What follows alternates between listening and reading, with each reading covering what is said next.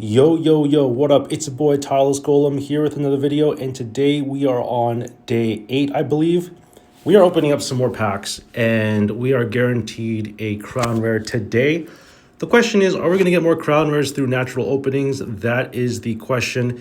If we open 2 natural crown rares today, which is very, very unlikely, we could be potentially finishing off the set today, which again, very, very unlikely, but we do have to note that if we don't see any crown rares, we're looking at another potentially 8 more days of pack openings. So this is a set that is small, but there are 2 crown rares in it, which means we are going to be focusing our efforts on trying to obtain 2 copies of those crown rares before we end and finish off the set.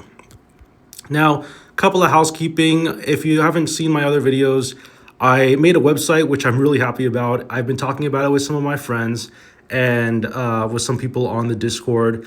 It's a separate related website. It has nothing to do with Pokemon Pocket, but it is related to Pokemon nevertheless. So if I do share it, you'll see me on Discord sharing it under the I Sleep Too Late channel. By the way, join the Discord because sometime next month we are going to be doing a $50 giveaway to your choice of either Apple gift card or Google Play gift card to one lucky winner via $50 credit or gift card, and it'll be chosen via the giveaway bot on the Discord. So I've been doing this for a couple of months now, and it's been working out pretty great. We gave one lucky winner a $50 gift certificate 2 months ago, and we gave, or rather last month, and we did it again this month, and we're going to do it again next month. And it's because y'all have been so supportive, and we hit 2,000 subscribers. We're already over like 2,022. We're over 2,200, which is honestly amazing. I mean, we hit 1,000. We hit additional 1,000 subscribers in less than a month, and to me, that's really something special. It means that people have been watching my videos. People are caring about my videos, and that really does mean a lot. So I do want to thank all of y'all from the bottom of my heart. I do plan on doing more streams in the future, but streams are on hold because it is the holidays. I'm working through Christmas, unfortunately, and we're seeing a lot of glooms today, which is pretty interesting. Today's a gloom day. But yeah, it seems like the New Year's is coming, and with that, I do want to share a little bit of some stories. So I usually like to reserve story time with these pack openings because, it's a good opportunity for me to share my thoughts and my experiences in life with people who are watching. And it gives you something to listen to while you see me opening packs. So I want to take a trip down memory lane to circa 10 years ago, maybe even 11 years ago, since it is 2016. We're looking at 2015 era. I was I was still, doing stuff, my old thing, my regular things.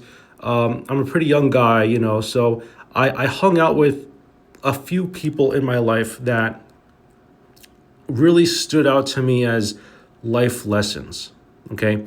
What I mean by that is that this particular individual that I am talking about, I was very close with him, and I would consider us to be best friends at one point, for several years, actually. He was probably my best friend for several years. And he played a lot of the same games as I did. We got into card games, and we played. We made, even some of my YouTube videos, I believe I actually had him in some of my videos. In fact, a lot of the people that I'm going to be talking about in this video, future videos, they've been part of my I Sleep Too Late channel in the past, and I just don't talk to them anymore. And it's a pretty normal thing for YouTubers to collaborate with people and then not be friends with them anymore. But this particular individual, even though he was my best friend at one point, he's no longer my friend anymore, unfortunately. But I will say that I dodged a bullet, because the story is that we hung out all the time. We played the same games. We would go do stuff together. Like, how you have a best friend, and it's like someone that you don't mind just like hanging out with them at any point in time. You could just call them, and then they'd come over. that's the type of friend that you want, right? That's the type of cool friend that you like to see. But we would hang out all the time and do stuff together. Um, but there was a part of him that I wasn't aware of. I kind of knew about it, right? Like I kind of knew that he was like under the influence of certain things, like smoking and alcohol and all this stuff. Not to say that that's like everybody does some like one or two of those things, but he started doing other things too. He started using uh, drugs that I suspect to be illegal. And I'm not going to name this individual. I'm not going to share who they are or even specify any identifying information. Just because it's not, there's no point in doing that. But they were a pretty significant part of my life,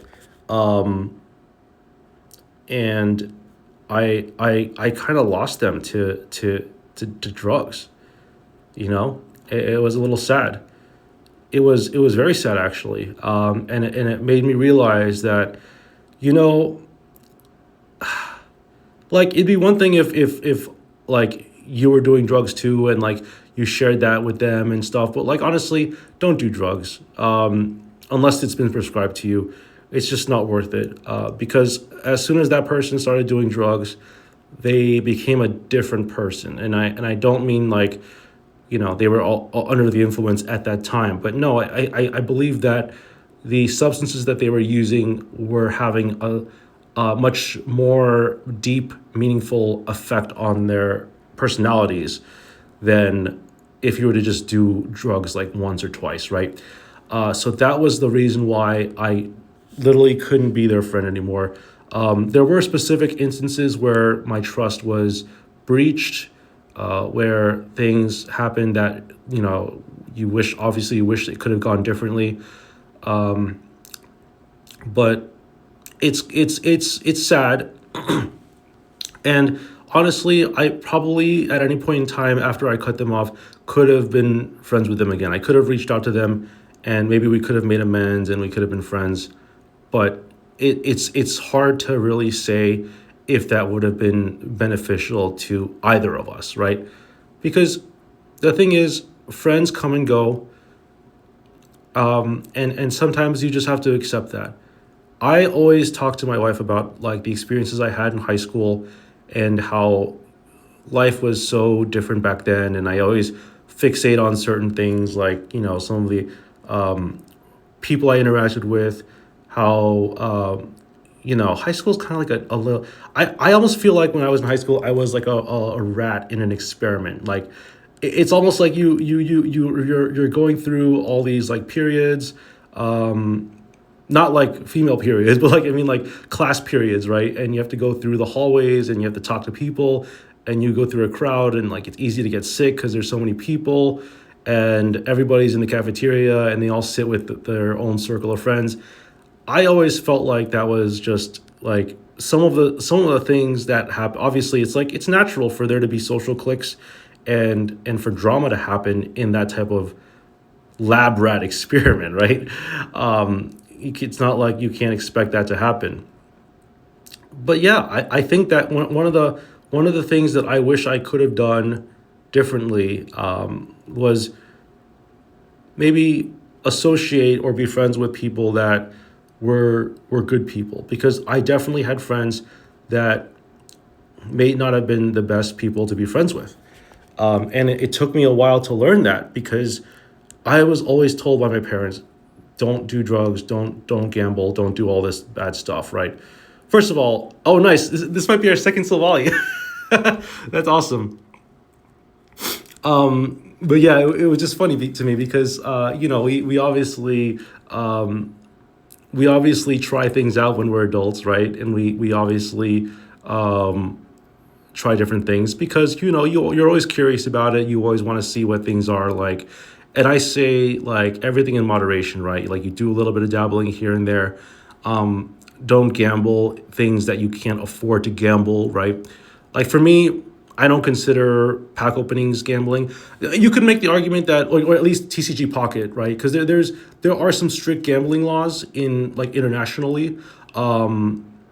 But like for example, the fact that you can get pack points in this game and exchange those pack points, to me that means, well, it's not necessarily gambling. Yeah, you are, there is a chance that you can open something really good, but you're always guaranteed to exchange your pack points for something that you want, right? But yeah, in a way you could think of anything as gambling, really. But when I specifically talk about gambling, I'm talking about actually gambling money, going to the casinos, throwing like $100 on red and blue, red or black, and that to me is like a little bit risky, right? Do you consider poker to be gambling? I mean, some people consider poker to be not gambling. They consider it to be a skill game, and other people say it is gambling. Well, it's there's a lot of different things about that, but the reason why I'm talking about gambling in casinos is because I definitely associated a lot of my experiences with this friend that I'm no longer friends with. We hung out at the casinos. I didn't do a whole lot of gambling, but we definitely went to the casinos several times. And during those encounters, they were under the influence of various substances. Some were legal, may not have been necessarily all that legal. And I wasn't even aware of that until much later on in my discovery of our relationship. And if I had known that it was this systemic of a problem, I probably would have tried to help out. I probably would have tried to do something about it and tried to help out my friend, my best friend, right?